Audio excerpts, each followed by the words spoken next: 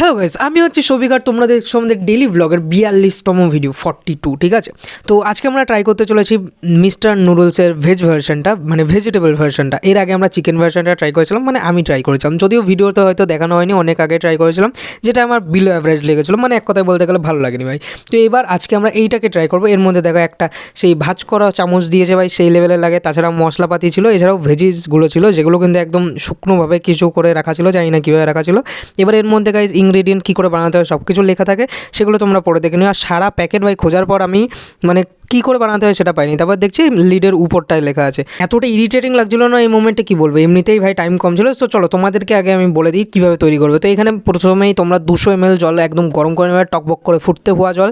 তারপর এইগুলোর মশলাপাতি যা আছে সব কিছু ভাই এর মধ্যে দিয়ে দেবে, দিয়ে ওই ফোটা জলটা এর মধ্যে দিয়ে না বেশি ফোটা জল দিও না আবার, তাহলে কিন্তু বাস্ট ফাস্ট করে যাবে, গলে ফলে যাবে। তো এইখানে গাইজ তৈরি হয়ে গেছে আমাদের মিস্টার নুডলস 3 মিনিটের পর।